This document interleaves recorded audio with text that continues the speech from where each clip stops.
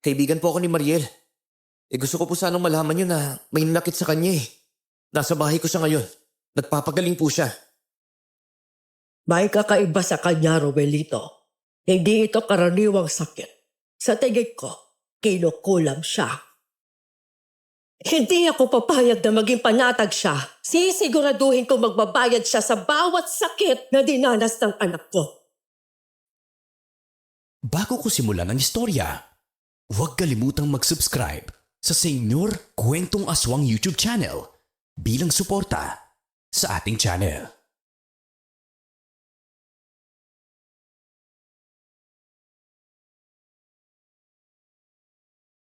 Magandang araw sa inyong lahat. Noong nakita ko ang isang magandang dalaga sa may ilog, hindi ko alam na siya pala ang magbabago ng buhay ko. Ipinangako ko sa sarili ko na kahit anong mangyari, poprotektahan ko siya para maintindihan niyo lahat. Ako si Roelito at ito ang aking kwento.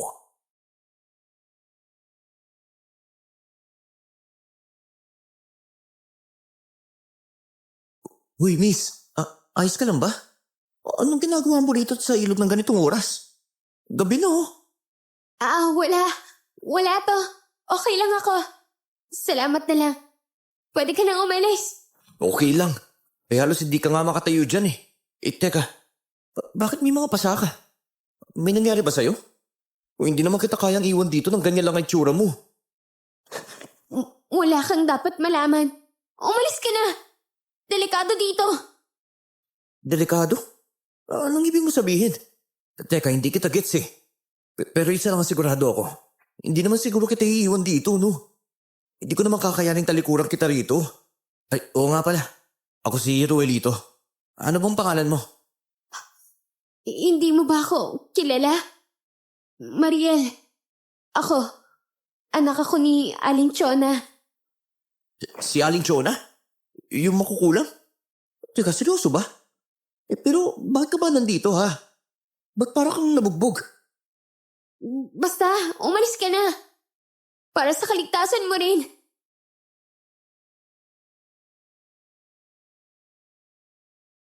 Hindi ko alam kung bakit, pero bigla akong nakaramdam ng kakaibang kaba nang magtama ang paningin namin ni Mariel. Hindi dahil anak siya ng isang mangkukulam, kundi dahil sa nakita ko sa mga mata niya. Takot. Purong takot. At sa mga sandaling yun, narealize kong hindi ko siya pwedeng basta iwanan doon na ganun ang kalagayan. Hinawakan ko ang kamay niya.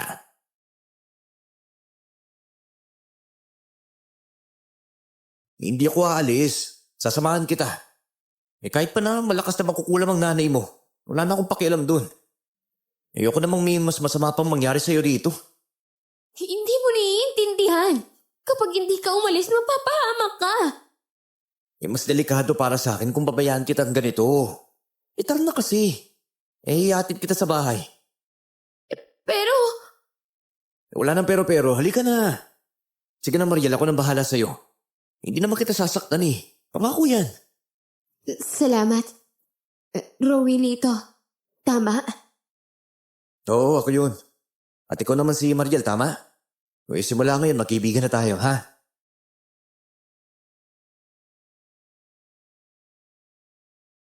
Habang naglalakad kami papunta sa bahay, hindi ko maiwasang mapaisip. Bakit binugbog ang anak ng isang mangkukulam? At bakit parang takot siya? Hindi naman siguro ang nanay niya ang gumawa nun sa kanya. Marami akong gustong itanong, pero alam kong hindi pa yun ang tamang oras. Ang importante, ligtas siya kasama ko.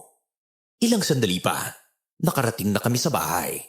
Dinala ko siya sa isang kwarto.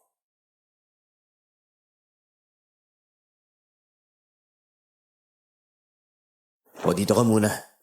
Hindi man kalakihan tong lugar pero sigurado kong ligtas ka dito. Salamat, Roelito, ha. Hindi ko alam kung paano ko mababayaran lahat ng ginawa mo para sa akin. Wala ka nang kailangan bayaran, Mariel. Kaibigan na nga kita, di ba? At kapag magkaibigan, tulungan lang talaga. Kaibigan, matagal na akong walang ganun eh. Di simula ngayon. Meron ka na. O sige na. kwento mo na sa akin. Ano ba talaga nangyari sa'yo, ha? Parang naman matulungan kita ng maayos. Hindi ko alam kung saan ako magsisimula. Pero nagsimula ang lahat. Lahat ng kakaibang nangyari sa akin. Nung sabihin sa akin ni Mang Dodong na gusto niya ako.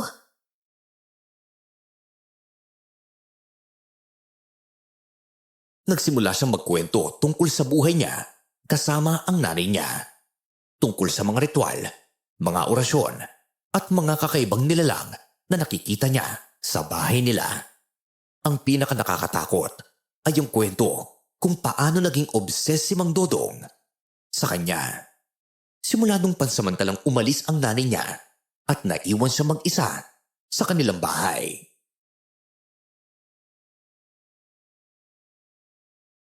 Grabe naman. Ang bigat pala ng pinagdadaanan mo. Hindi ko naman inakalang hantong sa pananakit yung pagkagusto ni Mang Dodong sa'yo. Kailangan malaman to ng nanay mo agad-agad, ha? Hindi ko alam kung paano sasabihin sa kanya, Ruili, ito eh. Siguradong magkakagulo at papatayin siya ng nanay ko. Takot na takot ako. Shh, tama na. Huwag ka nang umiyak. Hindi ka na nag-iisa, Mariel, ha? Nandito lang ako. Tutulungan kita. Pagkasama nating haharapin lahat ng to. Salamat, Ruilito. Salamat talaga. Tama na nga pa sa salamat mo. Umalingaw na sa tenga ko eh.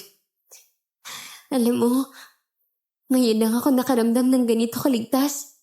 Lalo na kapag kasama kita.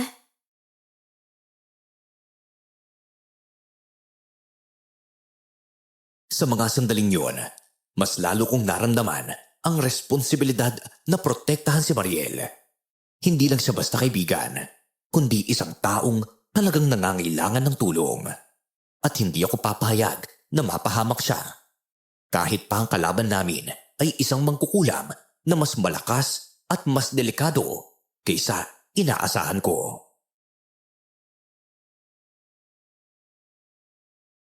O sige na, magpahinga ka na muna. Ako na ang bahala rito. Basta sabihin mo lang kung may kailangan ka, ha? Magluluto ako ng lugaw para sa'yo, tapos gagamutin ko rin yung mga sugat mo. Grabe naman yung pag-aalaga mo. Nakakatawa. Sana lang talaga, hindi ka magbago. Hindi ako magbabago. Promise yan. O sige na, matulog ka na. Gigisingin na lang kita mamaya, ha? Magpapahinga na muna ako ah.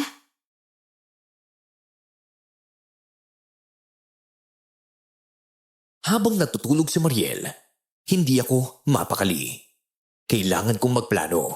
Kailangan kong malaman kung paano namin haharapin si Mang Dodong. Dahil alam kong hindi siya basta-basta susuko. At handa akong gawin ang lahat para lang protektahan ang babaeng magbabago ng takbo ng buhay ko. Hindi ako papayag na saktan kanila, Mariel. Pangako yan. Matapos ko siyang pakainin, ginamot ko ang mga sugat niya. Nakatulog ulit siya pagkatapos.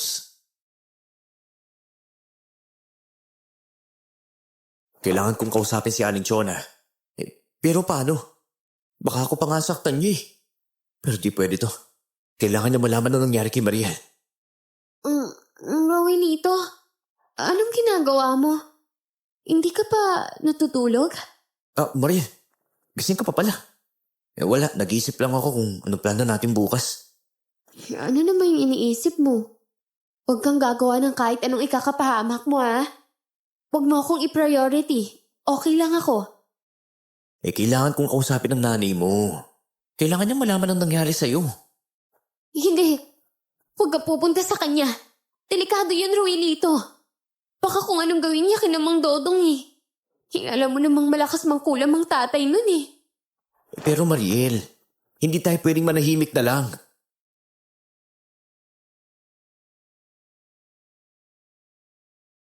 Alam kong delikado ang pupuntahan ko, pero hindi ako pwedeng maghintay na lang dito. Kailangan kong kumilos para kay Mariel. Natatakot ako. Nabubalik si Mang Dodong at saktan na naman siya. Alam naming lahat na hindi na matino ang isipan nito. Hinawakan ko ang kamay ni Mariel.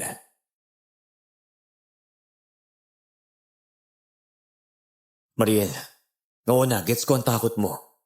Pero kailangan kong gawin to eh. Hindi ako pwedeng nakaupo lang dito habang ikaw nahihirapan naman. Kailangan natin kumilos ngayon. Pero, Ruelito, Basta magtiwala ka na lang sa akin. Babalik ako sa'yo ha, pangako yan. mag-ingat ka, Ruelito Please, ikaw lang talagang nagtiwala sa akin. Ikaw lang ang tumulong. Wala na akong iba. Mahalaga ka rin sa akin, Mariel. Kaya ginagawa ko nga to eh. Walang dapat manakit o mangapi sa'yo. Kahit sino pa sila. Pero, natatakot talaga ako eh. Uy, huwag kang matakot. May dugo kang mangkukulam. At saka malakas ka. Huwag mo kalimutan yon. Ako muna ang harap ngayon ha. Pero hindi ka mahina, Mariel.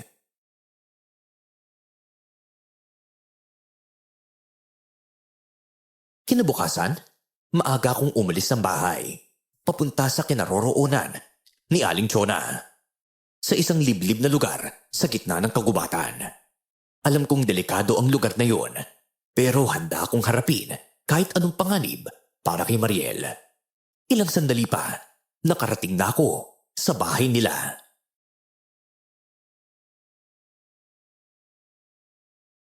Aling Chona! Pwede po ba kayo lumabas? Kailangan ko po kayo makausap. Sino ka? At anong kailangan mo sa akin? Ako po si Roelito. Kaibigan po ako ni Mariel. Gusto ko po sanang malaman yun na may nanakit sa kanya eh. Nasa bahay ko siya ngayon. Nagpapagaling po siya. Kaibigan? Ang anak ko? May kaibigan? Imposible yan! Teka, anong sabi mo? May nanakit sa anak ko? Sino? Si Mang Dodong po. Siya ang nanakit kay Mariel. Natagpuan ko siya sa may ilog. Puro pasapo at saka sugatan. Hindi naman po siya nilapastangan pero sobrang lang ang ginawa sa kanya. Magbabayad ang gumawa niya sa anak ko!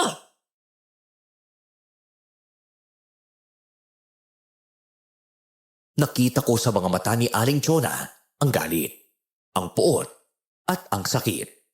Pero hindi ako nagpatalo sa takot. Kailangan kong makuha ang ustisya para kay Mariel. Kaya agad na nag-empake si Aling Chona para puntahan ang anak niya. Hindi ako papayag na maging panatag siya pagkatapos ng ginawa niya. Sisiguraduhin kong magbabayad siya sa bawat sakit na dinanas ng anak ko. Basta nandito lang po ako para sumuporta sa inyo, Aling Chona ha. Gagawin ko ang lahat para matulungan kayo. Salamat, Roelito. Hindi ko inakalang may tutulong ka sa amin, lalo na sa anak ko.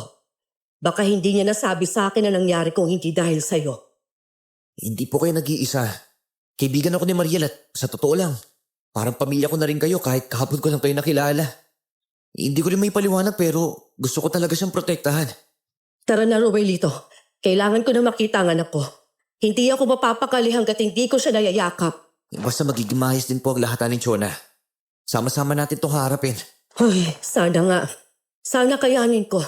Dahil kapag nakita kong lagay ng anak ko, hindi ko may papangakong makokontrol ko ang galit ko.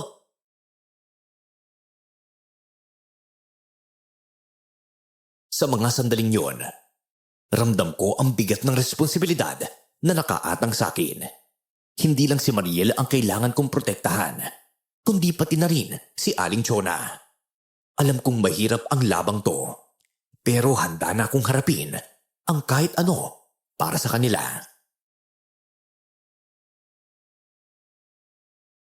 Oh, Aling Chona, saan po kayo pupunta? Akala ko po ba pupuntahan natin si Mariel? May kailangan lang akong gawin, Roelito. Mahalagang mahalaga ito para sa proteksyon ni Mariel. Magtiwala ka sa akin. Pero sigurado po ba kayong okay lang kayo? Baka kailangan ko kayong samahan. Hindi na kailangan. Kaya ko to, Roelito. Ang bantayan mo ay si Mariel. Mas kailangan niya ang presensya mo. Alam kong maaasahan kita. Huwag mo sana akong bibiguin. Kung yan po ang gusto niyo, Aling Chona. Sige po. Pero mag-iingat po kayo ha. Maghihintay kami ni Mariel sa pagbabalik po ninyo. Magiging okay lang ako, Roelito. Magkita na lang tayo sa bahay niyo. Salamat sa lahat. At pakiingatan mo ang anak ko, ha? Sana maging okay lang po kay Aling Chona. Sana wala masamang mangyari. Roelito! Pakisabi kay Mariel! Mahal na mahal ko siya! Sasabihin ko po. Mag-ingat po kayo ha. Bumalik po kayo agad.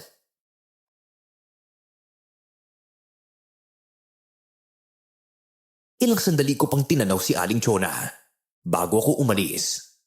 Ilang araw ko rin siyang hinintay pero hindi pa siya bumabalik. Kinakabahan na ako. Baka may masama nang nangyari sa kanya. Pero pilit kong pinakalma ang sarili ko. Kailangan ko magtiwala sa kanya.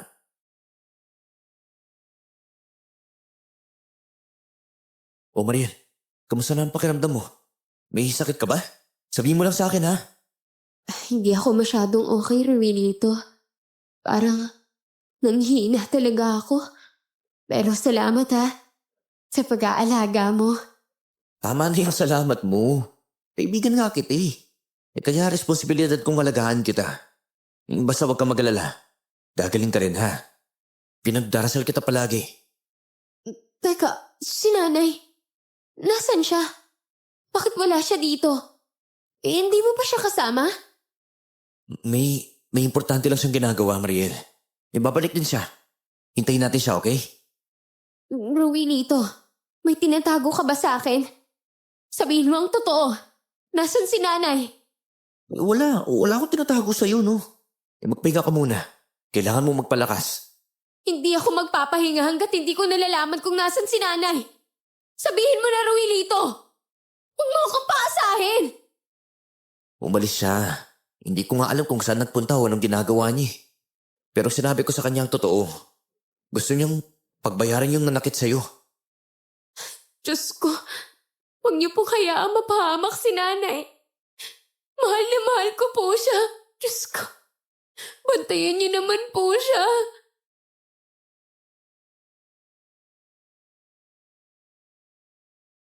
Nakita ko sa mga mata ni Mariel ang takot at pag-aalala para sa nanay niya.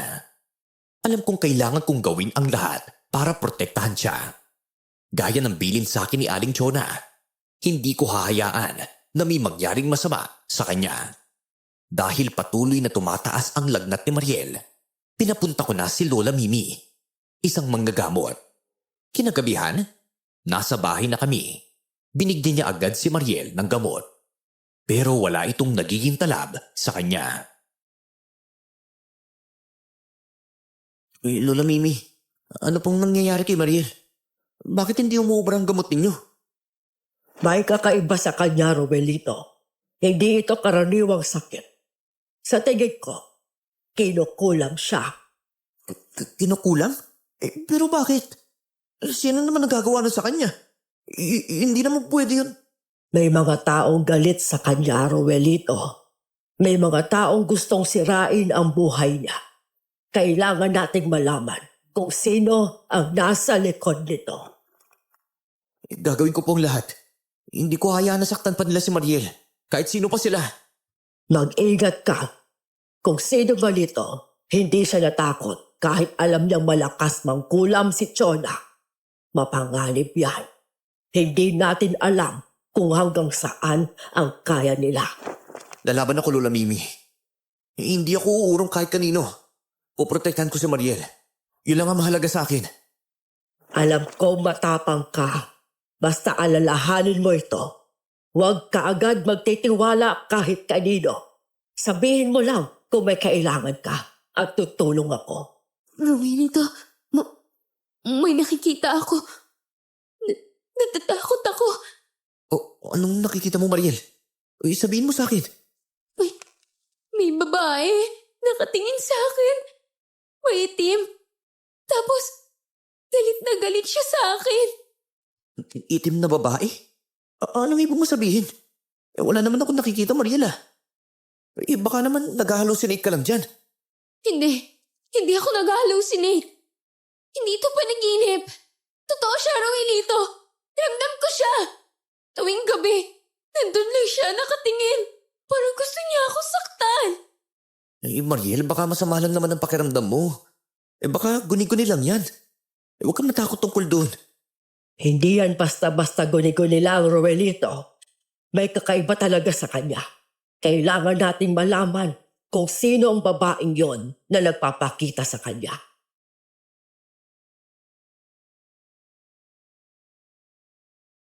Hindi ko alam kung paniniwalaan ko si Mariel.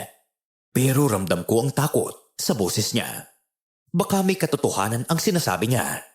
Kailangan kong malaman kung sino ang babaeng yon at kung ano ang pakay niya kay Mariel. Sinasabi ng puso ko na kailangan kong alagaan siya.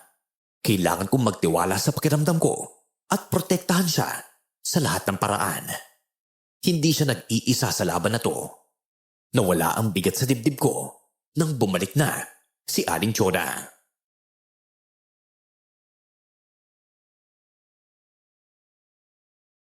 Mariel, kamusta ka na? Abay, parang mas masigla ka ngayon ah. Ganyan dapat palagi, nakangiti. Huwag ka mag-alala ha. Nandito lang ako. Rogelito, salamat. Ang saya ko kasi bumalik na si nanay. Parang nawala lahat ng sakit ko. Ang gaan-gaan ng pakiramdam ko ngayon. Ay, sana ganito na lang palagi, no? Siyempre, anak. Kaya nga bumalik ako kaagad, hindi ba? Hindi na kita pababayaan. Babantayan kitang mabuti. Lalo na laban sa gumawa nitong lahat sa'yo. At ikaw, Rogelito, maraming salamat sa pag-aalaga sa anak ko habang wala ako. Nay, naku, Aling Chona, wala po yun. Ang mahalaga po sa akin lalo na si Mariel. Tsaka nangako ako sa inyo, di ba? Naaalagaan ko siya. At tutuparin ko yun.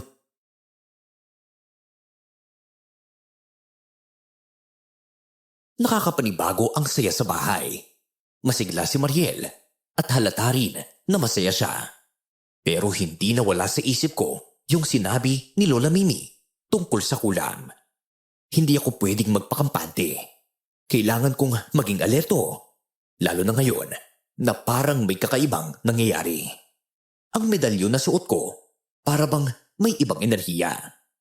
Hindi ko man maintindihan pero ramdam kong may malaking papel ito sa lahat ng nangyayari.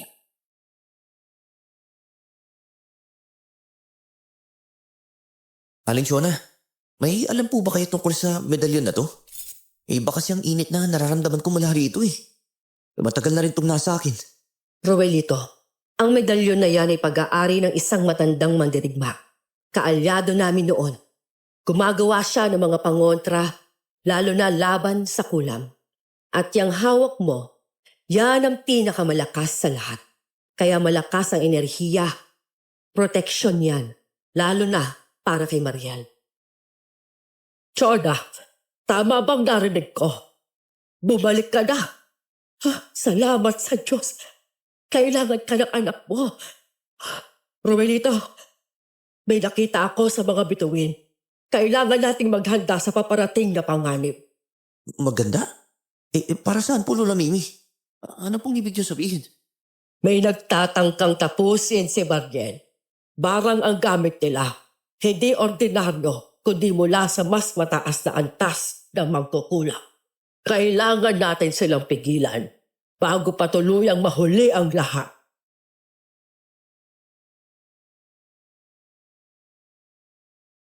Hindi ako makapaniwala sa mga naririnig ko. Mas mataas ang antas na mangkukulam? Ibig sabihin ba nun, mas malakas sila kay Aling Chona? Hindi ko alam kung anong dapat kong gawin. Pero isang bagay ang sigurado ako. Hindi ko hahayaang saktan nila si Mariel. Gagawin ko ang lahat para protektahan siya. Kahit buhay ko pa ang kapalit.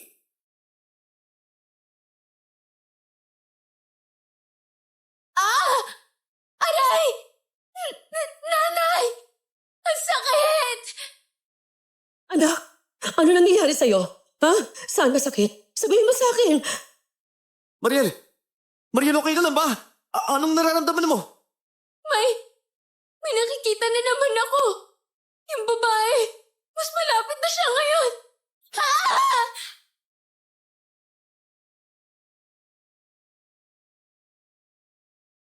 Bigla kong naalala ang sinabi ni Aling Chona tungkol sa medalyon. Lumapit ako kay Mariel para protektahan siya. At sa paglapit ko, parang may kakaibang nangyari. Yung sakit na nararamdaman niya, parang biglang nabawasan. At sa tingin ko, yung babaeng nakikita niya, lumayo.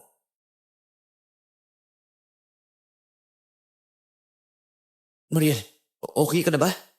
May masakit pa ba sa'yo? Sabihin mo lang sa akin, ha? Rogelito, ikaw ang kailangan ko. Pag nang malapit ka, biglang nawawala yung sakit. Tsaka, yung babae, lumalayo siya na parang natataboy. Roelito, may kakaiba sa connection mo kay Mariel. Nung lumapit ka sa kanya, hindi tumatalab ang barang. May proteksyong umiikot sa inyo.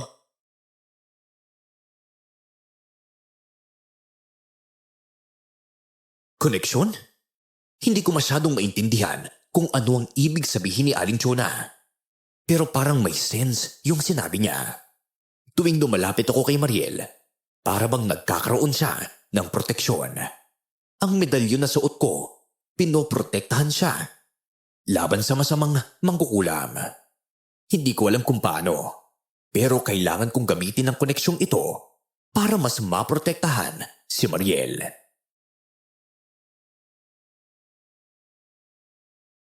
Kailangan nating malaman kung sino may gawa nito at kung bakit si Mariel ang pinupuntirya nila. Romelito, ikaw ang susi sa laban na ito. Kaya kailangan mong maging malakas. Gagawin ko po ang lahat, Lola Mimi. Hindi ko naman po hayaang may mangyaring masama kay Mariel. Gagawin ko to para sa kanya at para sa kaligtasan nating lahat. Ruelito, alam kong hindi ko kayang protektahan si Mariel na mag-isa. Kailangan kong tulong mo.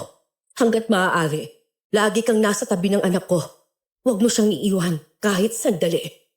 Kahit hindi niyo po sabihin, gagawin ko pa rin yun. Kagaya ng palagi kong sinasabi. Kasama niyo ako sa laban na to, ha?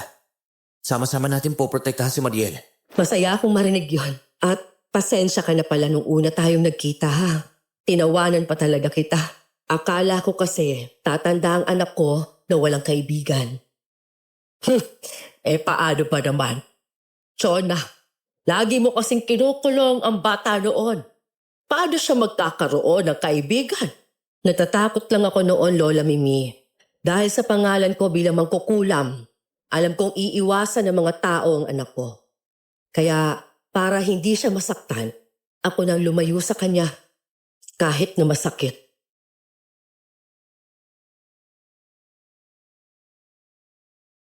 Hindi nakapagsalita si Lola Mimi at ang tanging nagawa niya ay bumuntong hininga.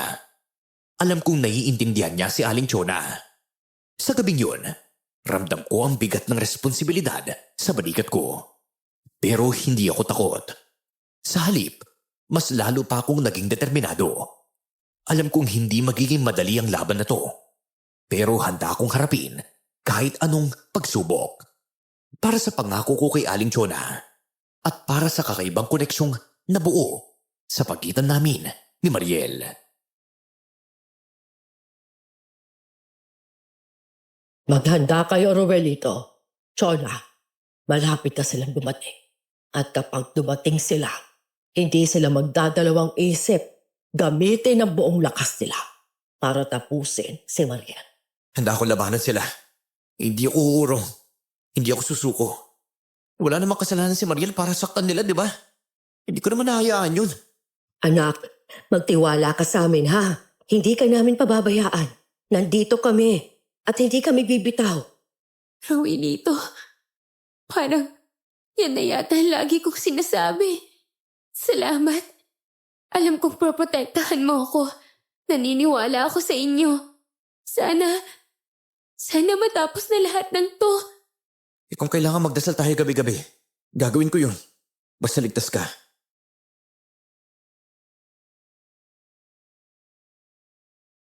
Sa mga mata ni Mariel, nakita ko ang tiwalang ibinibigay niya sa amin.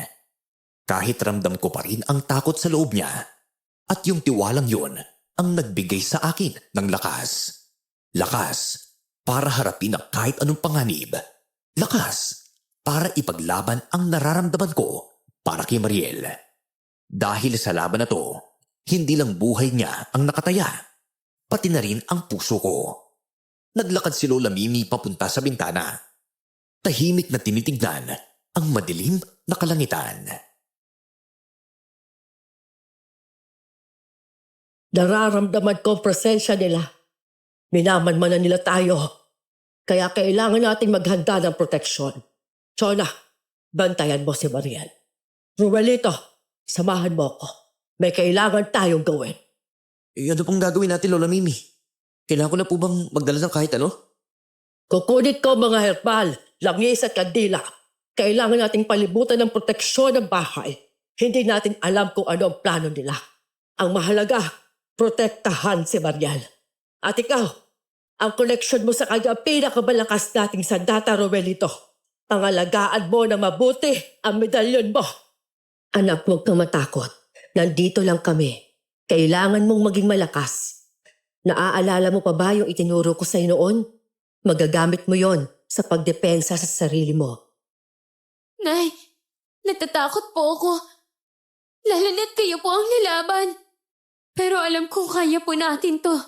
Basta magkakasama tayong lalaban. Lalaban po ako. Lola Mimi, nandito na po lahat ng kailangan. Handa na ako. Ano pong susunod? Ipapalibot kong kandila kay Mariel. Kailangan natin gumawa ng proteksyon. Romelito, tumayo ka sa tabi niya. Ang presensya mong magiging panangga laban sa kulam na babato sa kanya. Mga espiritu ng kalikasan, tulungan ninyo kami. Protektahan ninyo ang anak ko.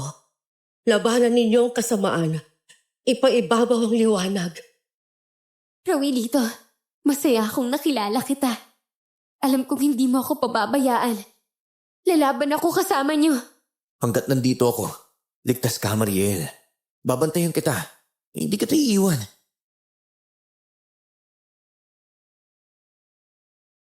Sa gabing yon, ramdam ko ang tensyon sa hangin. Parang may nagbabadyang panganib na hindi namin makita. Pero siguradong papalapit. Alam kong hindi magiging madali ang laban na to para sa amin. Lalo na't hindi pa namin alam kung sino talaga ang totoong kalaban. Pero handa akong harapin kahit anong pagsubok na iba to sa amin. Pagtingin ko sa medalyon na suot ko, lalo lang bumigat ang pakiramdam ko. Lola Mimi, sigurado po ba kayo na gagana talaga to? Yung bigat ng pakiramdam ko kasi. Parang may humihila sa lakas ko habang suot ko to eh. Ruelito, ang medalyon na yan, hindi yan basta alahas. Nasa loob niyan ang kapangyarihan ng mga ninuno mo. Proteksyon, lakas, at liwanag. Kailangan mong magtiwala, lalo na sa koneksyon mo kay Mariel. Yan ang magpapalakas sa inyo pareho. Anak, huwag kang matakot. Isipin mo na lang para tayong nagkukwentuhan dito. Isang kwentuhan ng masayang pamilya. Maliwanag? Nay, nakakatakot po talaga. Lalo lang sinabi mo sa akin na may halimaw daw sa loob ko. Anong klaseng halimaw, Nay? Ay, Diyos ko, huwag naman po sana. Shh, huwag kang matakot. Katagan mo ang sarili mo, Mariel, ha? Nandito lang ako. Huwag kang mag-alala. Nagpapakatatag ako. Malakas ako, Ruelito.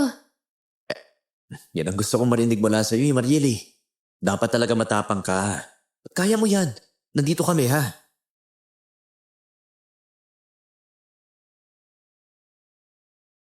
Ang mga salita ni Lola Mimi ay parang mga sinaunang hula. Sabay nagbibigay ng pag-asa at pangamba. Ang medalyon na hawak ko ay isang susi. Isang bagay na magbubukas ng mga pinto sa nakaraan at hinaharap.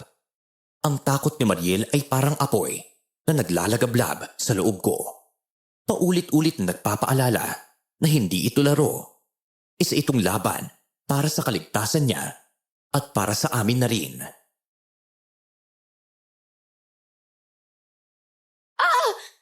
Aray! Nay! Ang sakit ng ulo ko! May sumisigaw sa loob ng utak ko! Anak, ano nangyayari sa'yo? Lola Mimi, tulungan niyo kami! Mariel, kumalma ka. Huminga ka lang malalim. Romelito, hawakan mo kamay niya. Kailangan natin palakasin ang proteksyong ginagawa ko. Mariel, nandito lang ako, ha? Pakinggan mo ang boses ko. Isipin mo lang yung mga masasayang alaala. Isipin mo yung mga pangarap mo. Huwag kang magpapadala sa kadiliman. Ako ang kapitan mo rito, ha? Tandaan mo yun. Hindi! Hindi ko na ho kaya! Ah! Lakasan mo pa, Lola Mimi! Kailangan niya mabasag ang sumpa! Tulungan ninyo ang anak ko! Biglang nagbago ang lahat. Ang takot ni Mariel ay naging isang pisikal na sakit. Nagdilim ang mga mata niya. Parang may ibang puwersang pilit na sumasanib sa kanya. Kailangan naming kumilos agad. Kailangan naming iligtas si Mariel mula sa kanyang sarili. Hindi niyo ako mapipigilan! Ako ang maghahari sa mundang to! Hindi ikaw yan! Lumaban ka! Huwag ka magpapatalo sa kasamaan, anak ko! Mga espiritu ng liwanag, tulungan niyo kami! Ibalik niyo si Mariel sa tunay niyang sarili! Mariel, pakinggan mo ako. Alalahanin mo ako. Alalahanin mo lahat ng pinagsamahan natin. Huwag kang bibitaw, nakikiusap ako. Ako na ang nagmamay-ari ng katawan ng babaeng to! Wala kayong magagawa! Talaga? Akala mo matatakot ako sa'yo? Hindi ako matatakot sa nilalang na kagaya mo. Subukan mo lang at lalaban ako. Anak, nakikiusap ako. Bumalik ka sa amin. Hayaan na palayasin ka ng halimaw na yan. Ikaw ang mas malakas, Mariel. Ikaw yun, hindi siya! Hindi ko na makilala si Mariel. Namumuti na ang mga mata niya. Para bang sinasapian siya ng demonyo. Ang boses niya ay naging garalgal. Tumatawa at nagwawala na parang hindi na siya ang nandyan. Pero hindi ako susuko para maibalik siya sa dati. Hindi ako papayag na mawala siya sa akin. Napatingin ako sa kanya nang bigla siyang tumigil sa pagwawala. Nawilito. Nanay. Lola Mimi. Tulungan niyo po ako. Pakiusap. Tulungan niyo po ako. Anak, nandito lang kami. Huwag kang matakot. Hindi ka namin pababayaan. Mariel, huminga ka ng malalim. Ikaw ang may kontrol sa katawan mo. Huwag mong hahayaan na ang halimaw ang mangibabaw. Ikaw ang mas malakas. Mariel, alam mo na kung anong nararamdaman ko para sa'yo. Kaya sana wag na wag kang bibitaw, ha? Kumapit ka sa amin. Pangako. Hindi ako bibitaw. Kung napapagod ka na isabihin mo lang sa akin. Pwede mo kong gawing pahingahan, ha? Kahit anong bigat yan. Sasalo ako. Basta, wag mo nang hayaan maging halimaw ka pa. Ako ang nagmamay-ari ng katawan kong to! Anong sinasabi mo? Nginitian lang ako ni Mariel noong mga sandaling yun. Hindi ko alam kung guni-guni ko lang ba yun o totoong narinig ko mula sa kanya. Pero pagtingin ko sa mukha niya, nakita ko ang tunay na Mariel. Bumalik sa dati ang mga mata niya. Ang boses niya naging malambing ulit. Para siyang anghel na muling bumalik sa sarili niyang katawan. Pero alam kong hindi pa tapos ang laban. Naghihintay lang ang dilim ng tamang pagkakataon para bumalik at maghasik ng lagim. Mariel, anak, may itinago ako sa'yo. Matagal ko na sanang sinabi pero hindi ka pa handa noon. Noong bata ka pa, nakagat ka ng isang aswang. Oo? Nay? Aswang ako? Paano po nangyari yun? Chona, hindi ito ang tamang oras. Kailangan muna nating protektahan si Mariel bago ang paliwanag. Aswang? Totoo po ba yun, Lola Mimi? Oo, totoo. At may sumpa ang aswang na yon. Sa tingin ko, kaya nila gustong saktan si Mariel. Dahil alam nila na kapag lumabas ang halimaw sa loob niya, Wala na makakapigil dito. Kahit na ang pinakamalakas na mangkukulam na galing sa mataas na antas. Diyos ko, huwag naman sana. Kahit ano gagawin ko. Mapigilan lang ang paglabas ng halimaw na yan. Kaya kailangan nating mag-ingat palagi at bantayan si Mariel ng mas mahigpit pa. Roelito, ang medalyon, pangontra sa kulam, pero higit pa yun doon. Kaya nitong pahinain ang halimaw sa loob ni Mariel. Kapag malapit ka, kaya niya lumaban. Kaya kailangan ka niya.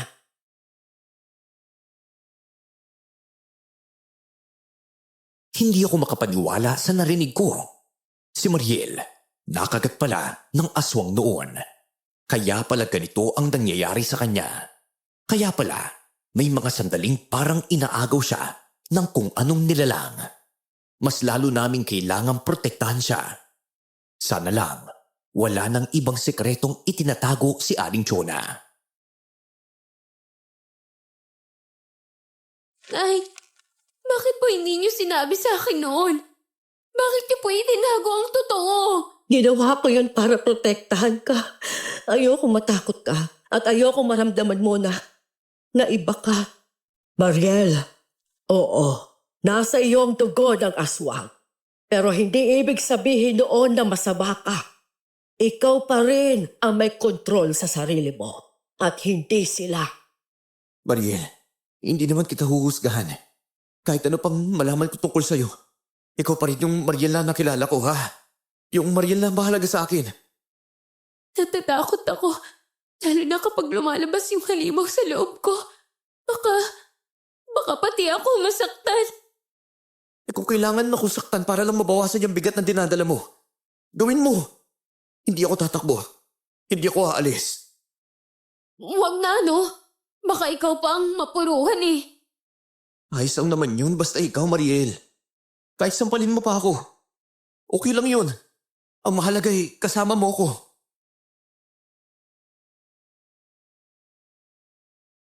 Pagkatapos niya akong yakapin, niyakap naman niya ng mahigpit si Aling Chona. Ramdam ko ang pagmamahal nila sa isa't isa. Pero sa likod ng mga yakap na yun, may isang malaking tanong na nakatago. Paano namin mapoprotektahan si Mariel mula sa sarili niya? Paano namin mapipigilan ang halimaw na nasa loob niya? Iyon ang paulit-ulit kong tanong sa sarili ko noon. Lola Mimi, baka naman may iba pang paraan para hindi na lumabas yung halimaw sa loob ni Mariel. Kailangan natin pigilan yun. Meron. Kailangan natin gumawa ng ritual. Isang pagsasara.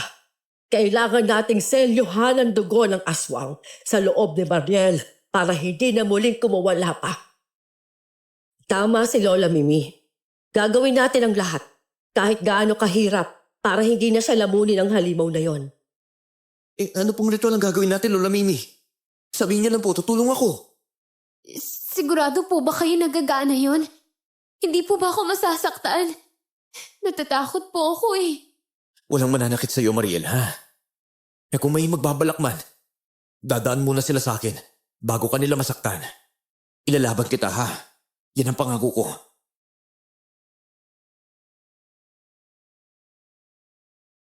Sa mga sandaling yun, alam kong kailangan naming gumawa ng isang malaking desisyon. Kailangan naming magtiwala sa ritual ni Lola Mimi. Kailangan naming umasa sa kapangyarihan ng mga ninuno namin. Pero paano kung hindi ito gumana? Paano kung masaktan si Mariel? Hindi ko alam kung anong gagawin ko. Biglang nagdilim ang kalangitan. Isang matandang lalaki ang nagpakita kay Mariel. Nakakatakot ang itsura niya. Pulang-pula ang mga mata. Tumutulo ang laway sa bibig. At punong-puno ng matutulis na ngipin.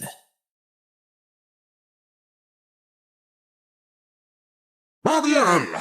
Sumama ka sa akin! Magiging masaya ka sa piling ko! Sino ka? Lumayo ka! Layuan mo ako!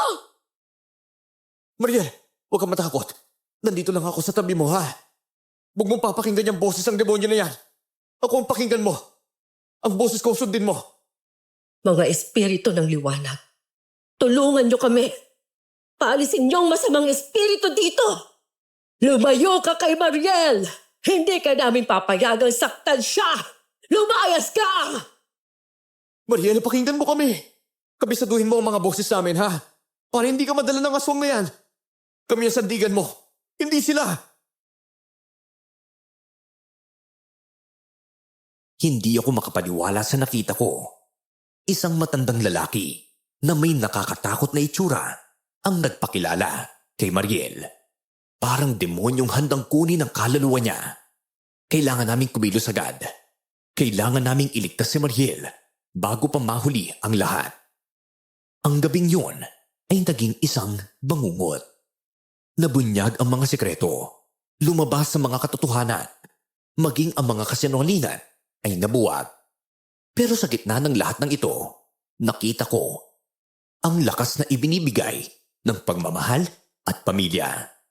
At alam kong sa tulong ng pagmamahal na yon, kaya naming harapin kahit anong pagsubok.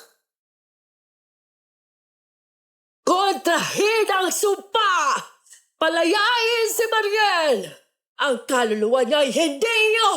Lumayas ka! Masamang espiritu! Lola Mimi, bilisan na natin. Lumalakas ang puwersa niya. Tingnan niyo si Mariel. Hirap na siya. Tulungan niyo po kami. Panginoon, ikaw ang sandigan namin. Pakiusap po. Mariel, kumapit ka lang, ha? Nandito ako. Huwag kang bibitaw. Alalahanin mo lahat ng pinagdaanan natin. Lahat ng plano natin. Rowelito, hindi ko na kaya. Sakit. Parang may humihila sa akin. Mariel, akin ka na. Wala nang kawala pa. Ang Panginoon na sandigan namin. Walang makakatalo sa kanya. Hindi. Nasaan ba ang Panginoon nyo, ha? Iniwan na kayo! Pinabayaan na kayo! Hindi. Hindi niya kami pababayaan. Ililigtas niya kami mula sa'yo. Hindi ko kayang panoorin si Mariel na naghihirap. Parang unti-unting kinukuha ang buhay niya sa harap ko. Ang medalyon na suot ko ay kumikinang. Pero hindi sapat para labanan ng halimaw na sumusubok sa kupin siya. Ramdam ko ang pambabarang sa kanya, pati ang masamang enerhiyang bumabalot sa buong katawan niya. Para bang may invisible na kamay na pilit sinasakal ang kaluluwa niya. Kailangan kong gumawa ng paraan. Kailangan kong protektahan siya. Kahit anong mangyari. Nilapitan siya ni Aling Chona. Lola Mimi, tingnan niyo ang mga mata niya. Lumalabo na. Kailangan natin siyang gisingin. Mariel, Apa, labanan mo yan. Huwag kang magpapadaig sa dilim. Isipin mo ang mga mahal mo sa buhay. Kami! Mariel, gising! Nandito ako. Pakinggan mo ako. Yung mga pangarap natin na bubuo tayo ng sarili nating pamilya. Na magtatayo tayo ng negosyo, Mariel. Pakiusap. Lumaban ka. Rowelito,